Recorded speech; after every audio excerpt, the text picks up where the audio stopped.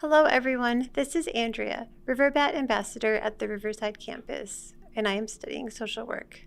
Join me as we visit with District Clinical Counseling here at Austin Community College to learn more about the resources that are available to students online. Hi, thank you for being here. Would you please introduce yourself with your name, title, and department? Good to be here with you, Andrea. My name is Julia Rack. I'm a Dean of Counseling for District Clinical Counseling Services here at ACC. Nice. What does your department assist students with at ACC? Good question. Thank you. Our title of District Clinical Counseling Services can be confusing, Yeah. but I like to say to students, it's all things mental health. Okay. So if you're having any sort of issues with feeling maybe anxiety, depression, identity issues, relationship support, familial relationships, anything that could be affecting your well-being mentally while you're here at ACC. Oh, okay. Well, I'm glad that we have that available to us as students. Do you offer services for students who are online? Yes. Okay. We do. So fortunately, with if there's a fortunate after Yeah. COVID, all of our services that are available in person are also available online.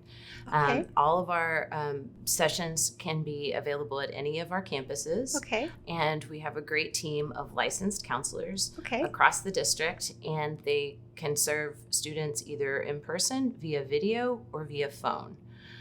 Students must Okay. be enrolled at ACC and currently taking courses, Sure. but we have individual counseling, we have group counseling, and we also have referrals for community counseling if you don't want to do your counseling at ACC, Okay. which is helpful because there Mhm. are services that we can't help with, like medication, for example. Sure. But we do have a robust list of referral sources where you can access these services. Okay. And our clinical counseling services, again, are available for enrolled students. Uh-huh. There's an intake that generally lasts anywhere between an hour and 15 minutes, depending on the counselor's style. Yeah, right. And then you'll have 6 follow-up sessions that generally run what we call a clinical hour, which is about 45 to 50 minutes. Okay. Okay. Well, that's good to know. And I think you already touched on this, but what's like the process or the procedure that a student might what would be the first step to kind of getting that started? Great question as well. Thank you.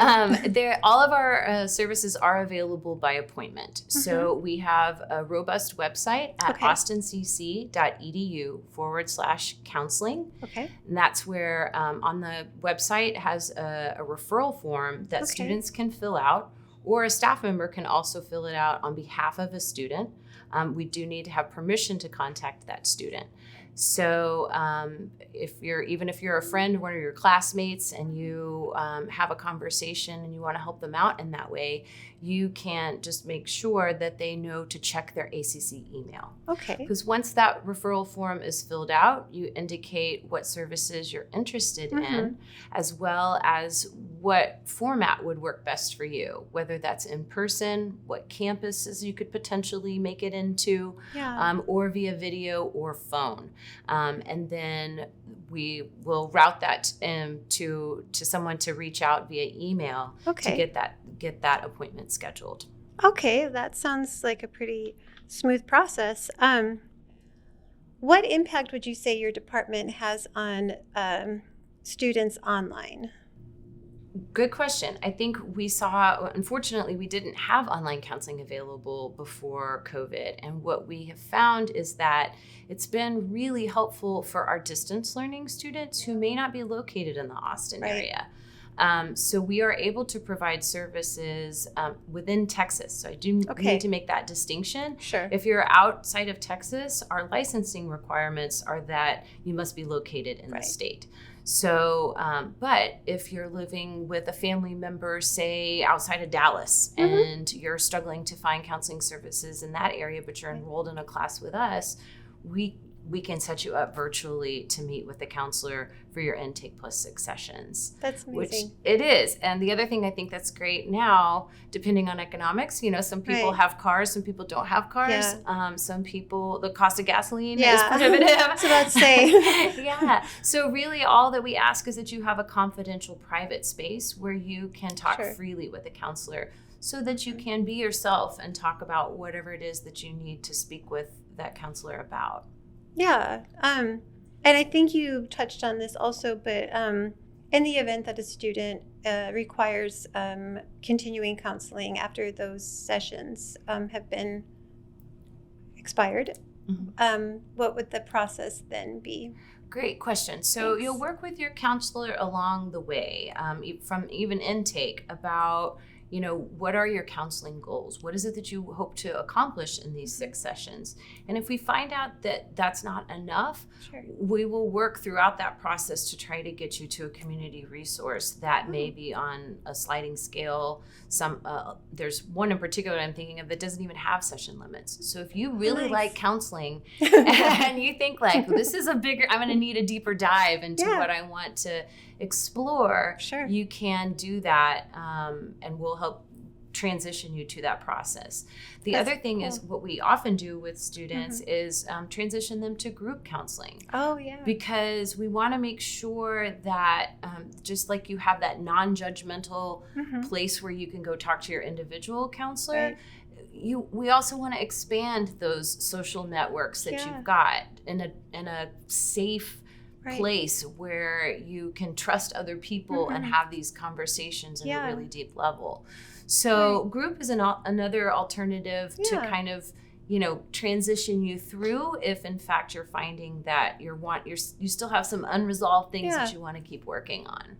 Yeah, maybe like just a little boost. And I imagine that might even take some of the stigma out of whatever issues a person is trying to work through. Right? Correct. Like kind of being involved with other people that share that same struggle or issue, so to speak. Correct. And I think that's the important thing about mental health counseling is that oftentimes it can be seen, the stigma, so I'm glad you Mhm. brought that up, is that it's weak to ask for help.